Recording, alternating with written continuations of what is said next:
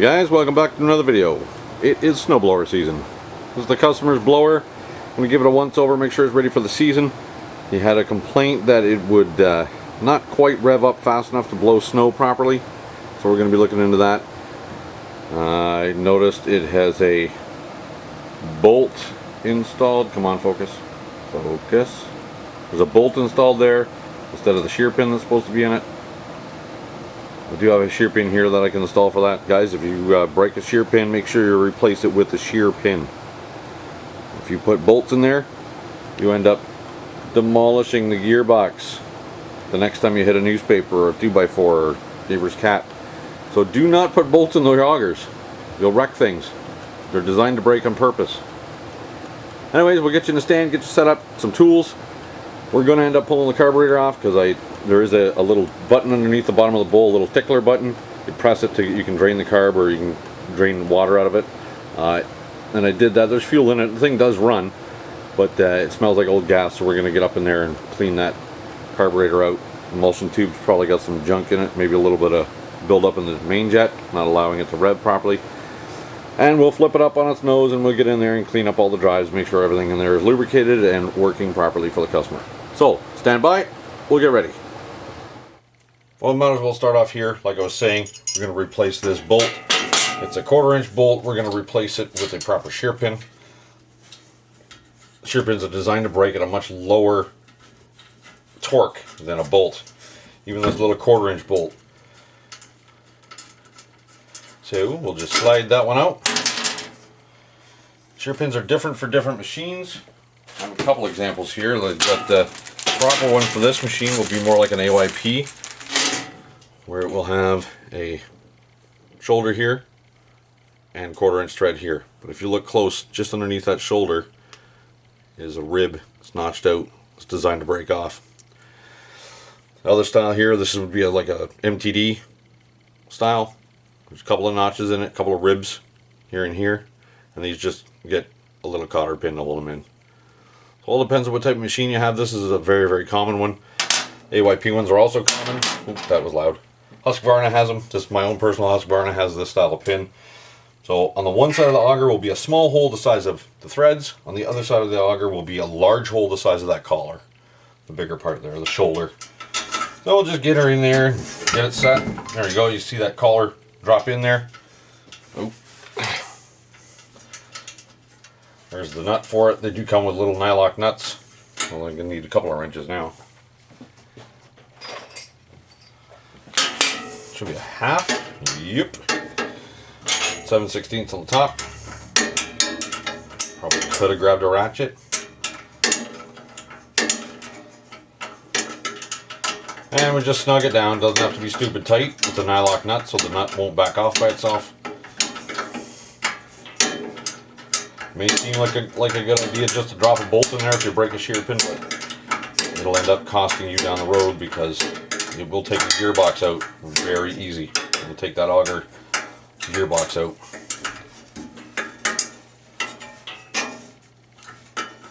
So I'm not tightening it.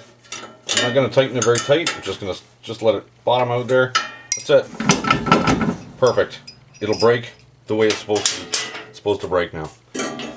The other side is good. This is a shear pin. It's got the collar on it. It's got the nut on it. There's a grease zerk here, another one here. Doesn't really grease anything that moves because the auger tube is now splined to the auger shaft.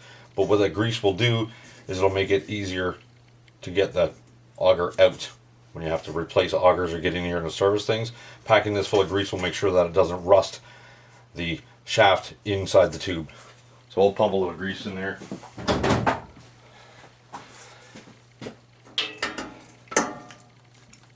Okay, not with this empty grease gun, I won't.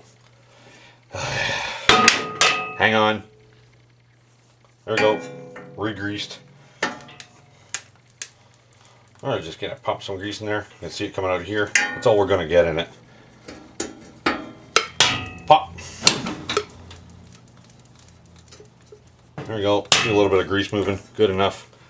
Actually, see it coming around the shear pin there. So, that's that. I've already spray greased. This doesn't have bearings in the end. This auger just goes into a bushing here. The bushing isn't worn out. There's a little side-to-side lateral movement. I've already sprayed grease in both ends. That'll keep that working nice. Get the appropriate bolts in the auger. In the impeller here, that's all good. Impeller's in decent shape, not all bent and mangled.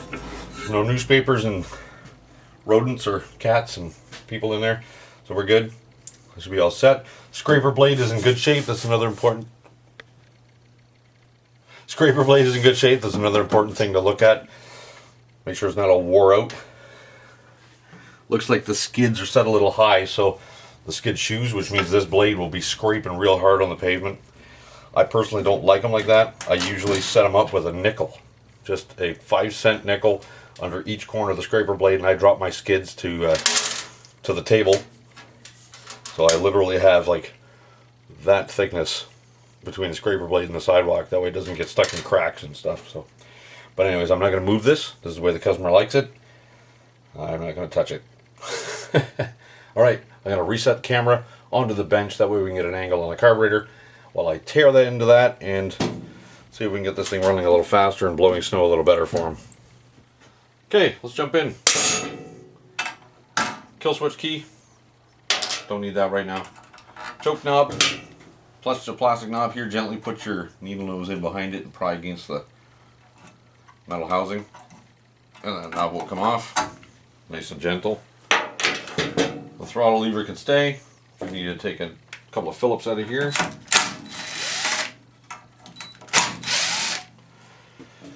And a 5/16 up the top. That was tight. Doesn't have to come all the way out. The top of this cover is slotted, but it's just easier. Pull this out of the way. There's on our kill switch here, there'll be a wire that runs down to the little ground block down here. Carefully remove that spade terminal so we don't mangle everything. There we go, slides right off. We get that out of our way.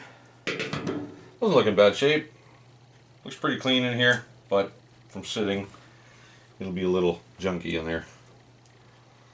Got our primer line, little primer hose off of here. This runs to the primer button. Little bulb. Oh. Got a little bit of a rip to her. A little ripped. That's okay. It's got lots of length left. Get the little piece off of there.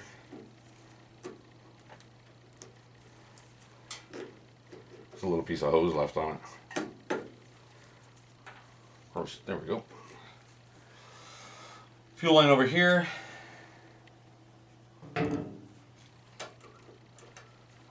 a spring clamp on it. Get the spring clamp off.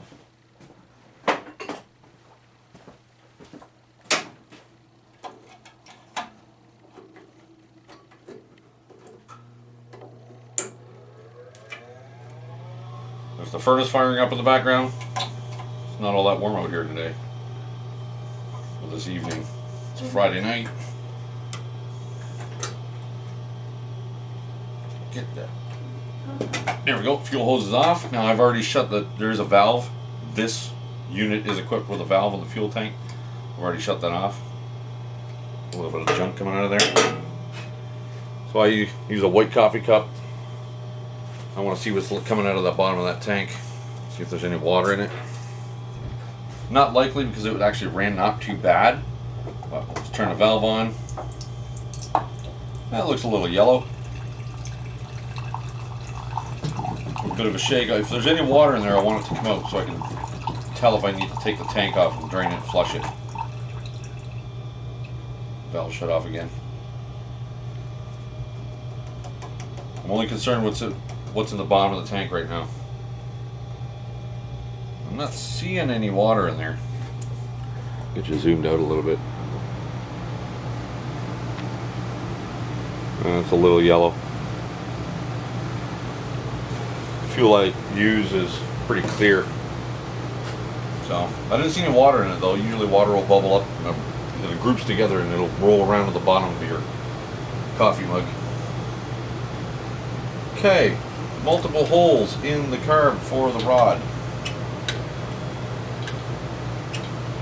So, you can draw a picture can scratch it with a scribe, you mark it with a Sharpie, but Sharpie's going to come off in the ultrasonic cleaner. So what I always do is I take my phone, my smartphone that's smarter than me, and take a picture of it. It's that simple. If I don't remember when it goes back together, because I'm going to take this off, take it apart, put it in the cleaner, blow it all out with air, put it back on the machine. But if I had to let this machine sit for a day or two, waiting for parts or whatever, or get another machine in, I may not remember, so I just take a quick picture. It's simple. Okay, 7/16 wrench, we'll get those 2 bolts off the carburetor, mounting bracket / intake.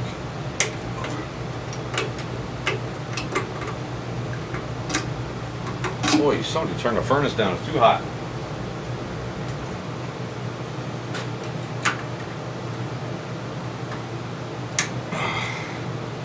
It's never been off. This machine is actually pretty, well, it's new, but I don't know what year it is, but it's never been off. Nobody's monkeyed with this thing yet.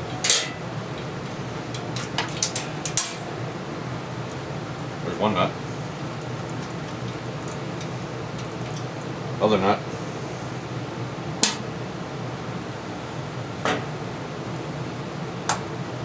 Boy. Come on, gasket.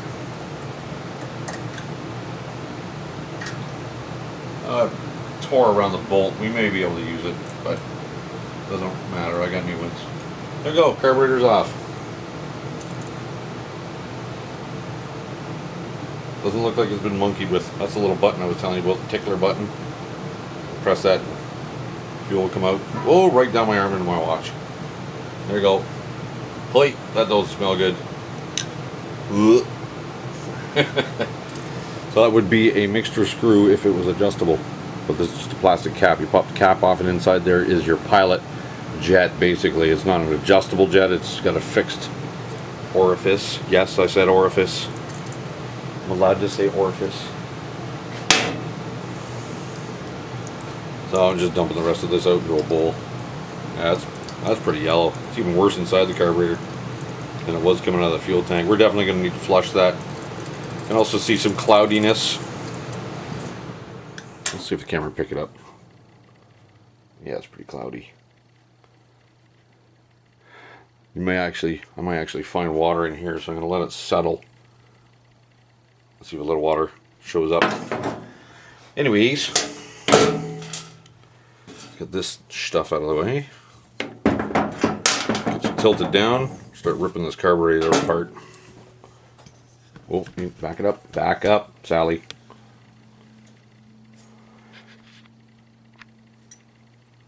Okay. Gonna grab a wrench. And we'll get this thing tore apart. We'll do a quick rundown. I've done lots of carbs on just about every video I've done. It's been a carb. Some type of carb work. Let's get this heat out. We'll have a look-see. That looks pretty clean in there. Looks clean, doesn't mean it is clean.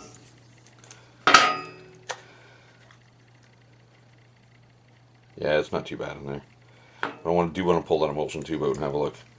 The gasket stayed on the bowl. Okay. Get our float pan out. Tweak. Float needle out. Aha! Yeah, white crusty crap on there. Ethanol. Ooh, ethanol. We'll clean that off. We'll throw it in the cleaner with the rest of the stuff. Ethanol fuel will do that. These white crusties. I don't like it. Don't like it. That'll go in with the jet and everything. Our main jet. Solution I use in my ultrasonic cleaner is just Simple Green HD Pro. It doesn't eat aluminum. It doesn't destroy gaskets. So if this doesn't want to come off, I'll just throw it in the cleaner. I don't care. It'll work. I grab one of my cleaning wires. Guitar string. Make sure the center of the jet is clear. Actually, it's not. There was a bunch of stuff in it, just moved around. Ethanol.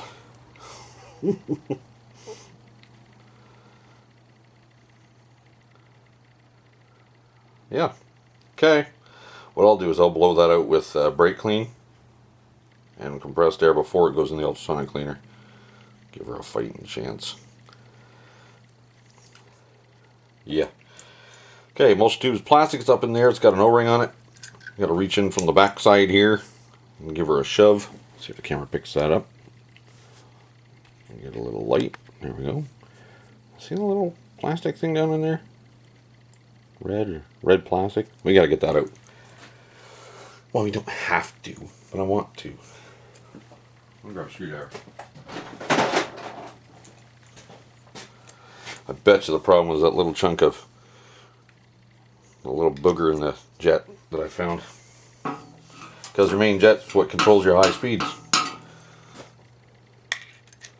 I bet you it was that booger in there.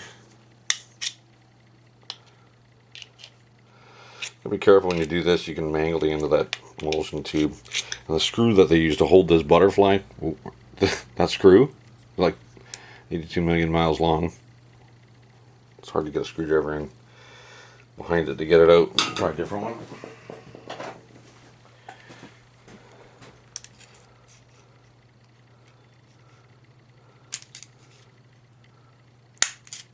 Oh, that one worked pretty good. Yeehaw. It's coming out. 90-degree pick. Reach in through the throat here, see if I can give her a little more persuasion.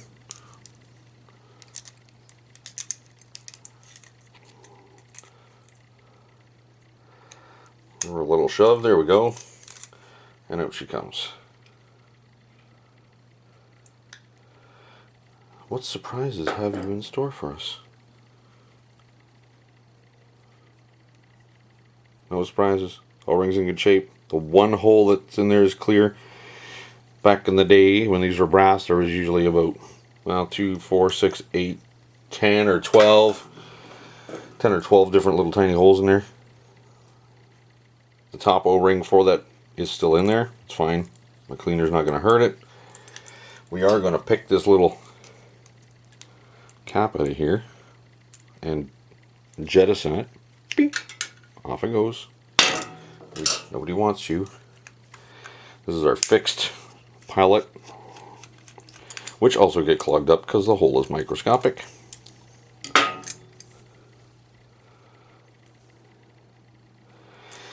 Yeah, other guitar string.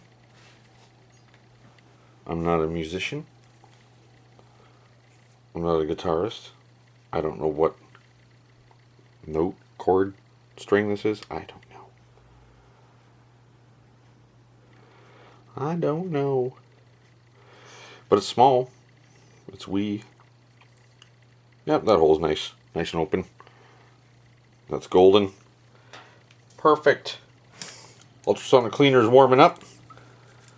I'm going to get these little parts and pieces into the little tea diffuser, infuser, soaker, tea bagger, tea baller. I don't know what the hell it's called. This thing. My daughter would know. She's into the fancy teas and such. Needle. Pilot jet. That'll go into. Oh yeah, I wanted to blow that up with the compressed air first. So that's what I'll do. I'll blow it out. Compressed air. It'll go in the tea ball bagger.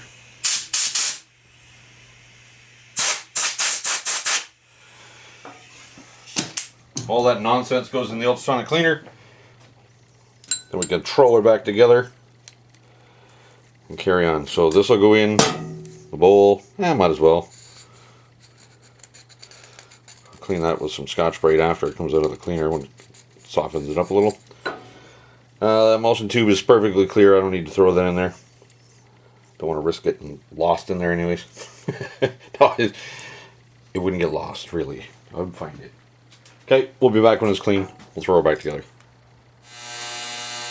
So you can hear in the background the ultrasonic cleaner is still doing its thing over there in the cleaning department. So I went ahead and I drained this gas out of the tank. I emptied it out because I don't want to run that old gas. That's what it is. And it got, the more it drained out, the better it got. So it looked like new gas got put in on top of old gas. Anyways, I got a bunch of that out. It's drained, it's empty now, it's good to go. And earlier I was saying there's an adjustment on the high speed. So that is your adjustment screw for the high speed. When you run this all the way up, that screw varies the tension, increases or decreases the tension on your governor arm spring. You see that? Let me check. Yeah, you're seeing it. So, if you want it to rev faster, at wide open throttle, you would turn that screw in. If you want it to rev slower, you would turn the screw out just a little. Now, do not over rev your engine, especially these Tecumseh engines. The rods will break and the rods will come out of the block. More than once I've seen a hole punched in the side of these blocks.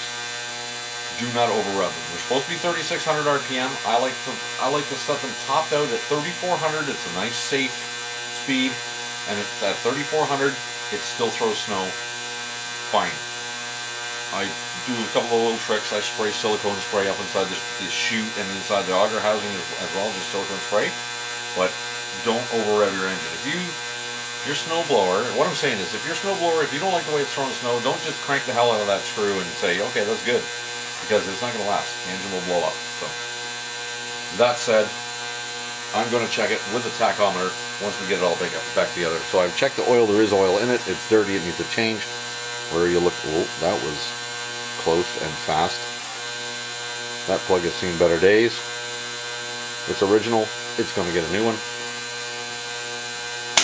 So we'll put a new plug in there, carburetor back on after it's cleaned and blown out, and we'll run it. I'm going to set the maximum speed, and at that point, once it's warmed up, it's been run in a little bit, we're going to change the oil. So in order to do that, it's got a little tiny pipe. Where are you looking? There you are. This little pipe sticks out here and dribbles oil all over the place. So I usually lift the back of the unit up with a little jack underneath it, and I take the wheel off, and then I just put a pan underneath, and it runs down the side of the machine and into the pan, so it's not a big deal, not a big problem to clean it up. And moving forward, we're still going to pull the belly pan off, make sure all that stuff is copacetic. We are going to pull the belt cover off, and we're going to have a look at the belts to make sure that they're going to last the season. So I'll wait for that annoying ultrasonic cleaner to finish, and we will carry on. Okay, it's out of the ultrasonic cleaner. I blew it all off with the compressed air off camera because that's annoying to listen to. All the ethanol gunk is gone off our needle. That's awesome. Carb bowl's all been blown out. All the passages I can reach have been cleared out. So get our needle. Get it on our float. Are you seeing? Camera's on a 45-degree angle from where I'm working, and I never remember to get it close enough. Anywho, that's that. Float's on, needle's in,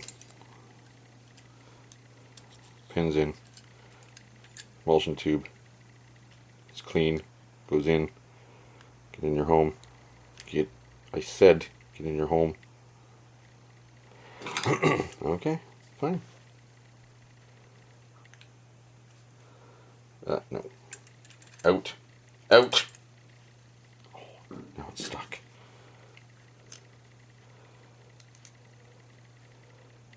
Don't. Oh boy. Something ain't right. It's got hung up in there. Here we go. Yeah, I found it. That silly little O-ring in there. Do I have a tool to get in there? Yes. Got a mangled guitar string with a little hook on the end of it. You see it? Yep. Somebody will reach down there, turn. Make a liar of me. It's in there, I swear. Got it. There it is. There it is. Fishing for O-rings. Get you back where you belong. Here we go. There we go.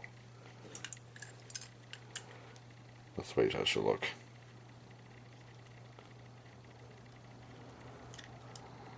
In your home. Perfect. Nice. I think that was easy. That's in.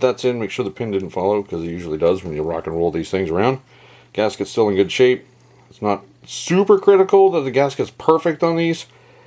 Some of the old Briggsy little 3.5, 4, 4.5 push mowers with a red primer bulb in the front, if that bowl gasket is not perfectly sealed, it won't prime. That's annoying. Actually, that whole setup is quite annoying. Everything's got to be perfect or else it won't prime. If it doesn't prime, it doesn't start. Craziness. Nice and snug. Good to go there. Let's get our little pilot jet back in there. Whoop.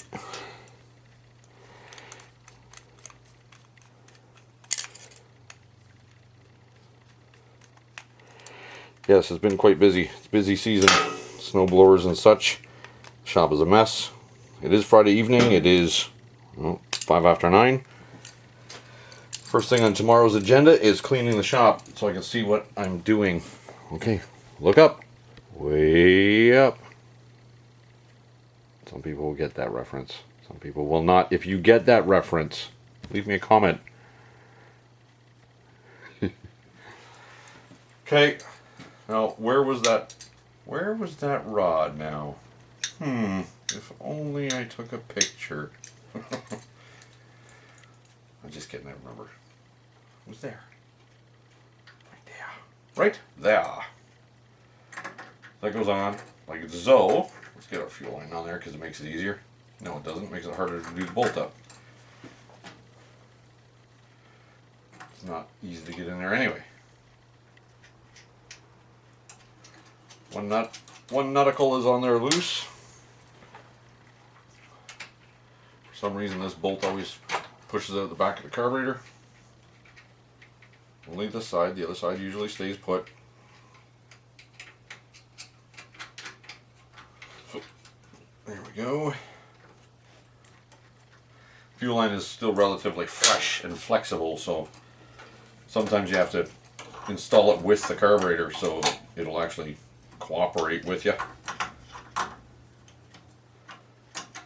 We're just going to pull these down evenly. So he says, here we go. Don't want to crank it hard left one way or the other. One side all the way down, the other side loose. Just want to pull them down even. That goes for just about everything. Always pull all your fasteners down evenly.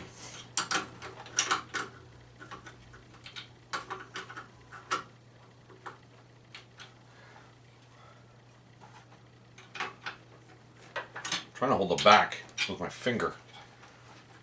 The bolt, it's actually, so this is a nut and the bolt goes right through from the back side of that intake.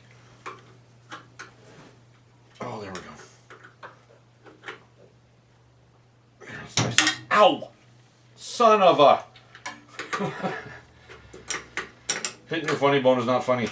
Oh, my hand is numb. There we go, good and snug.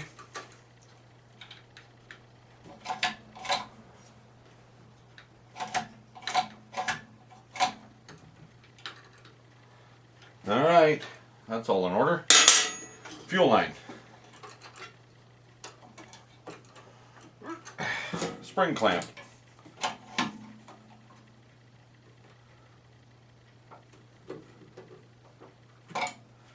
Primer hose. Yep, just enough. Most engines I like to run them and check them, get them. There's no tuning to do on this because nothing's adjustable, but say I was to have to adjust or tune the carb, the main jet or the pilot jet or both or whatever, generally I like to have the air cleaner on because sometimes the air cleaner changes the way it runs, actually makes it run a little richer. but in this case it's not an issue. I just noticed a problem here, and I'll swing the camera over here and we'll have a look in a second. But this should actually run like this. I'll put some fresh gas in there and dose it with some extra seafoam, non-ethanol fuel in small engines. I can't stress that enough. It works so much better, so much less issues. But nothing needs to be adjusted, so I'm okay to put the cover on. Now this cover is a very old design. The way that these run with your kill key and your choke and your throttle here, it's very, very old. These two holes here are actually, it's a leftover from when everything was adjustable. So if you could access it when the cover's on, this will be your idle speed. This would be your idle mixture. You can actually adjust that mixture. Well, now we have a fixed jet, but that's what these holes are for. So you can adjust your idle speed and your mixture. I'm not going to worry about the idle speed. He doesn't tell me that it does. He didn't say that it doesn't idle. He said it doesn't spin fast enough. So we're going to test that. Get that in there. 2 Phillips on the front. We get a screwdriver.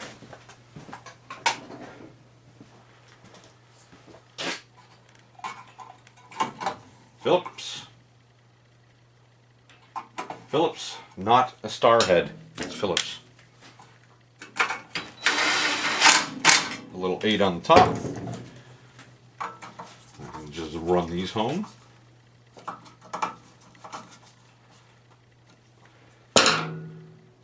It should run because it ran when I picked it up. I actually ran it up my ramps. So I'm going to lower the lift, put a splash of gas in there. We'll see if she fires up first pull. And let me clear these tools out of here. And I get to scoot it around, and I'll show you an issue I just found. Oh.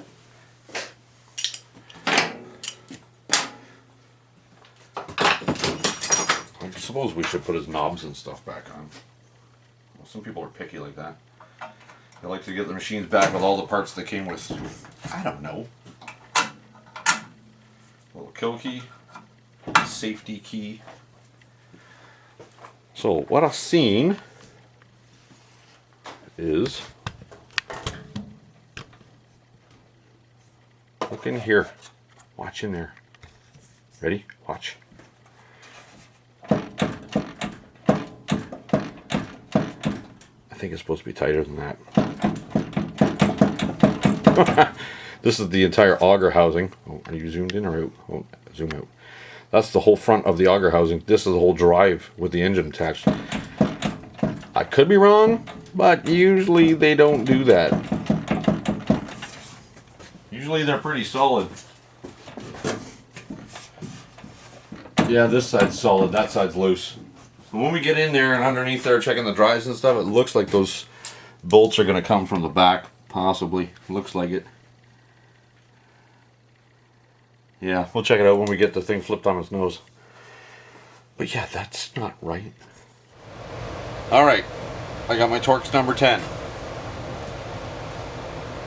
Got my digital tack. Put a little splash of high octane dinosaur juice in it. Got 91 octane non-ethanol in there. It's already dosed with seafoam. We're going to fire it up and we're going to see what happens. Usually, first pull they fire up. I've already got the fuel valve on. Bowl should be full by now, so let's give her a pull and see what happens.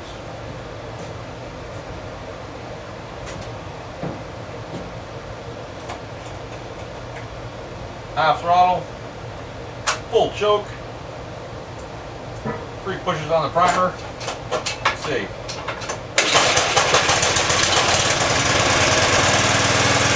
First pull.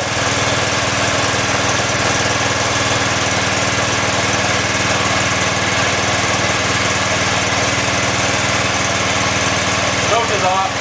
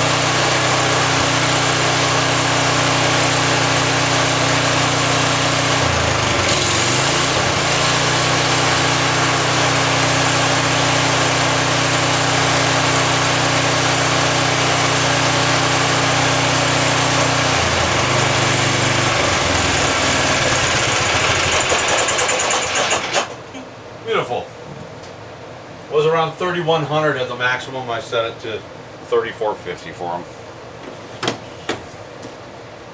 That should be fine. Runs good, actually. They don't typically like to run in warm weather. It's very warm in here. It's 72 in here. They don't typically like to run when it's warm. It's a snowblower. They're jetted rich. They like to run in the cold weather. But that one runs nice and smooth, nice and quiet. It's good to go. Yeah. I don't think it ran long enough to warm up. Nah. We'll let it run a little longer. I'm going to open the door and let it run anyways.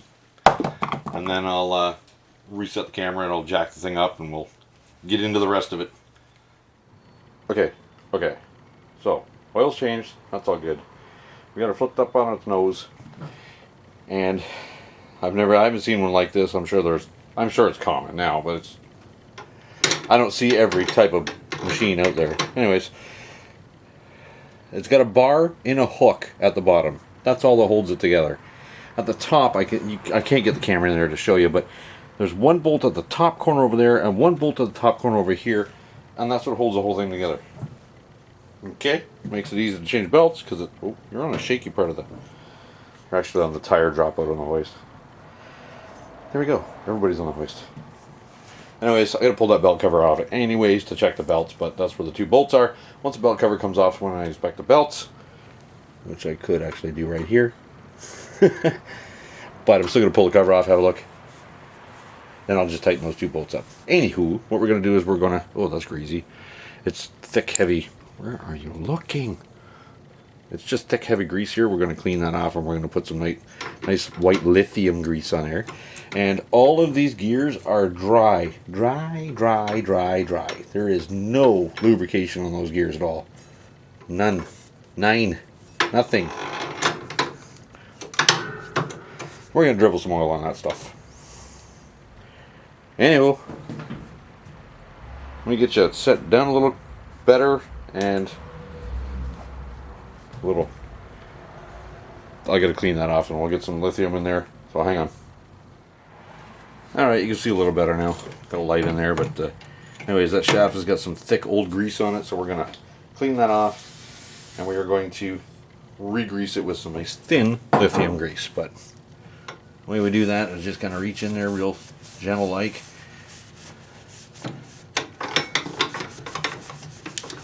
And what I'm using is just penetrating oil to clean the old grease off. It makes a great solvent for old grease.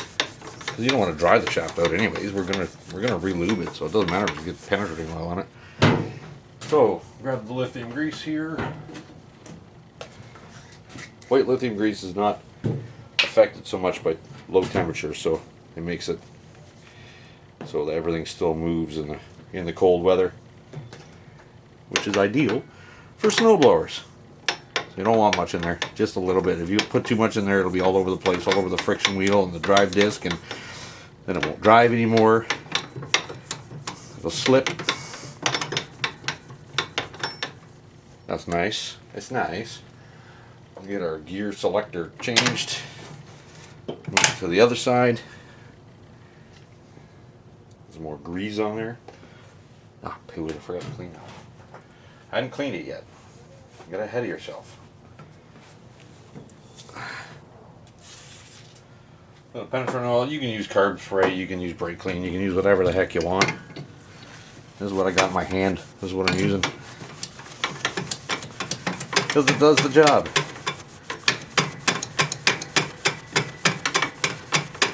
Most customers get their machines back after I've done this and they don't even realize that it, over the years, has been getting harder and harder to shift gears. Until they get it back and they go to shift gears and it slams all the way over to one side and they're like, whoa, Jesus.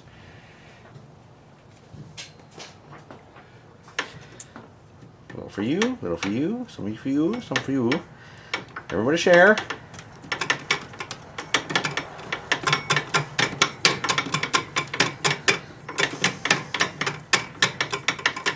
These are good. These good. Okay, that's done. Now I'm just gonna grab my oil can here and give the gears a little loving.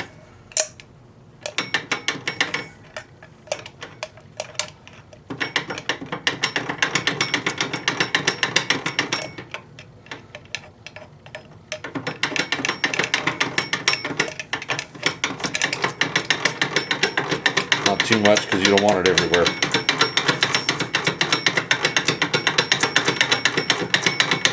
You don't want it to get on that friction wheel, that's for sure.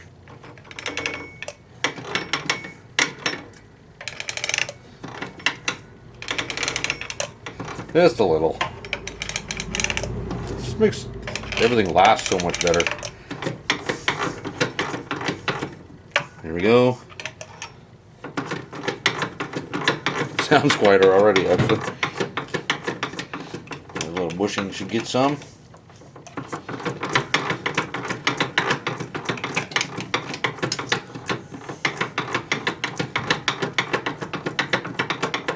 Yeah, golden.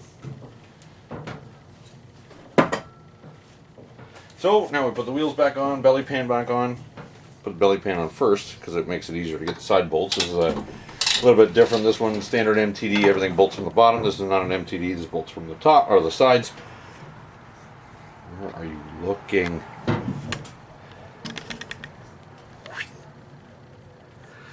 This one has 2 from the bottom, 2 from the sides. This one, right there.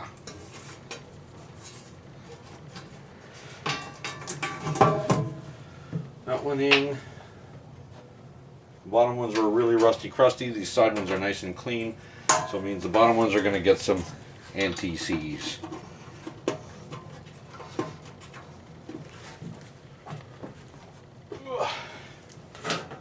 Put a little anti-seize on them. Just because I'm probably a guy that's going to be servicing this next year. And I won't have to fight with them. Anti-seize.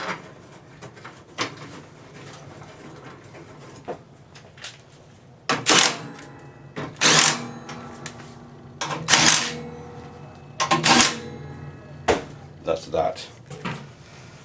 Ooh. Let's get them wheels on. The shafts are nice and clean. They got oil on them. Well, this one always gets oil on it when you do an oil change. They spin nice, they're not stiff, they're nice and free. There are little rings in there.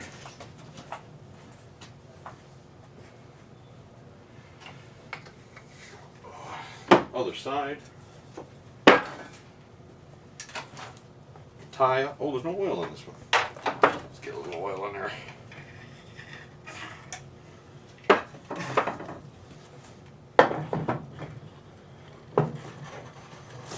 Nice. That doesn't have to be greased up or lubed up to function properly. It has to be greased up or lubed up so we can get it off next year.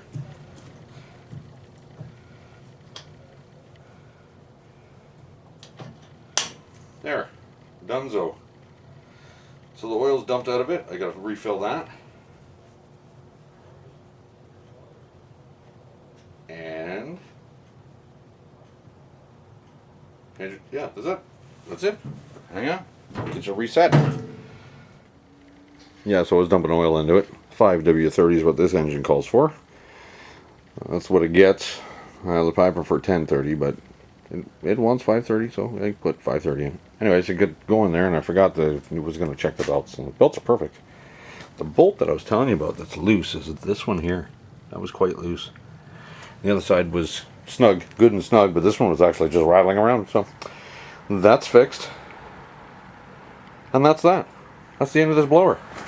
I went around and I sprayed some grease in there, and I sprayed some grease in the pivot, and you know, just spray grease here and there, and you know, odd little things here and there. Make sure it operates nice and smooth. But other than that, she done. Thanks for joining me on this video, guys. Don't forget to smash that thumbs up button. Give me a like. Comment down below and subscribe if you wish. If you do subscribe, don't forget to click that bell icon. It'll notify you when I upload new videos.